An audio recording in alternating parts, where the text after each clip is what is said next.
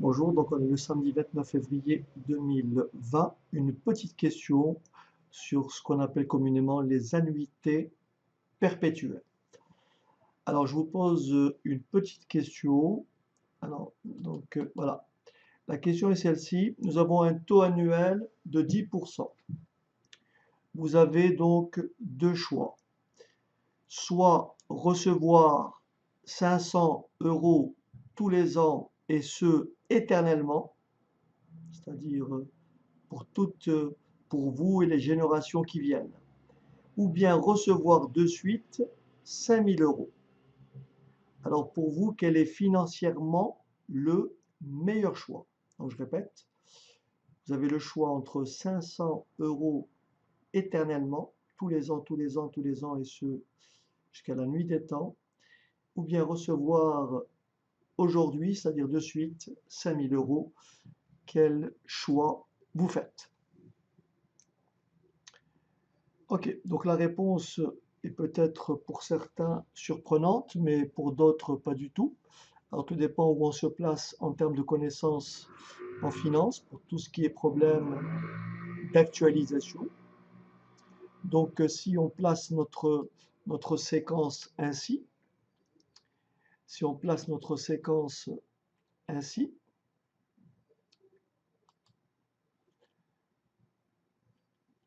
nous avons donc ici un flux.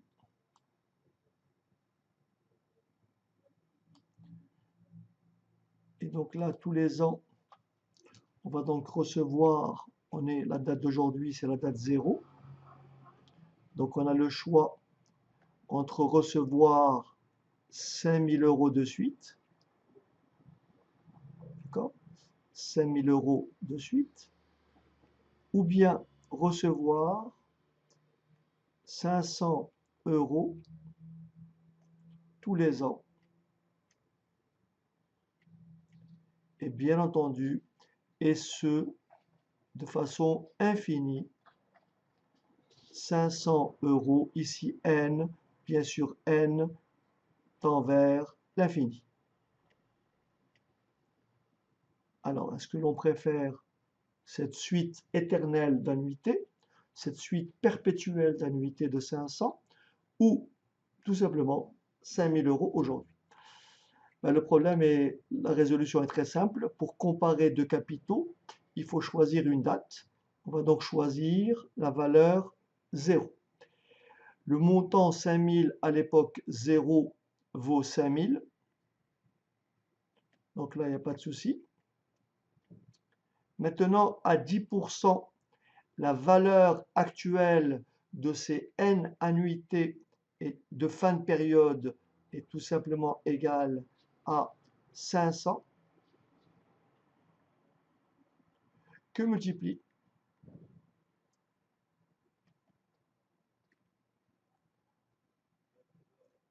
moins, le taux est de 10%. La formule d'actualisation d'une suite de n annuités constantes, c'est 1 moins 1 plus i, donc 1,1 à la puissance moins n sur i, c'est-à-dire sur 0,1. Alors attention, le n ici est une valeur, n est un nombre qui tend vers l'infini. Alors, on fait un petit calcul ici. Lorsque je prends 1,1 à la puissance moins 1, alors pour faire très simple, je vais peut-être vous aider. Là, je le fais pour ceux qui ne maîtrisent pas cet aspect mathématique. Je vais donc, si vous voulez bien, ouvrir une feuille Excel et je vais ici effectuer quelques calculs. Je vais effectuer ici quelques calculs et donc calculer 1,1 puissance moins 1, 1,1 puissance moins 2 et ainsi de suite. Alors, donc je vais placer ici l'annuité n. Alors ici n. Alors je vais grossir un petit peu, voilà. Je vais centrer, donc là j'ai petit n. Là, Donc là, je vais taper 1,1 exposant moins n.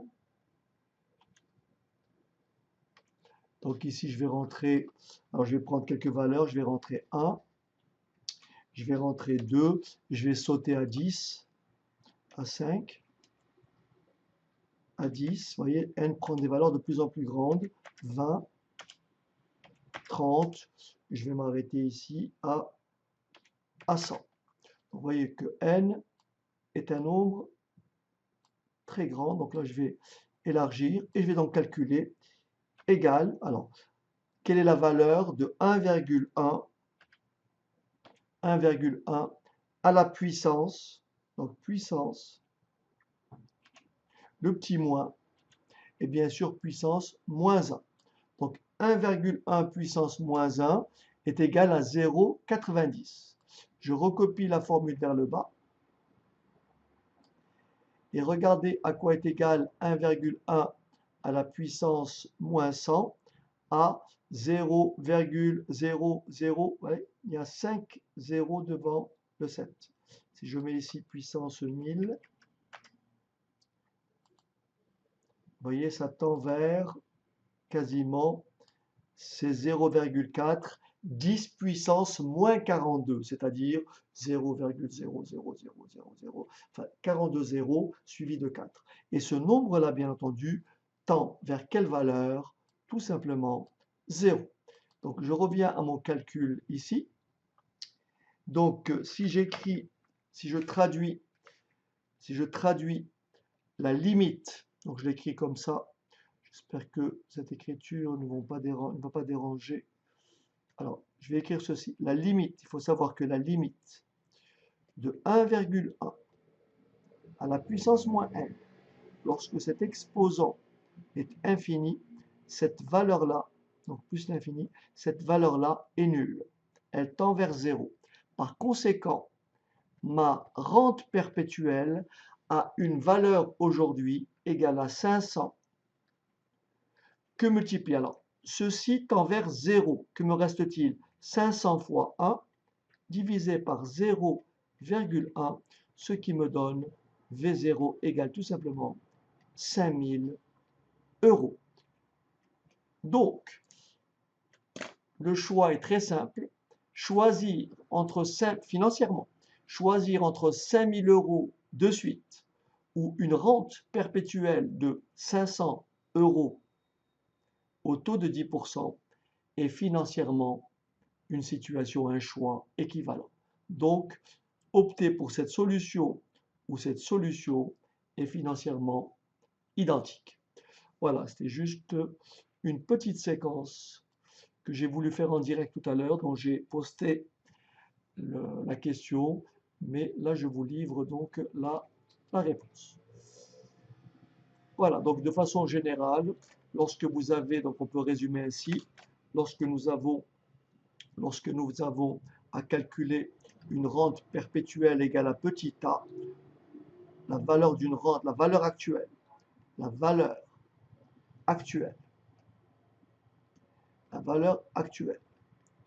au taux I, la valeur actuelle au taux I d'une rente perpétuelle égale à petit a.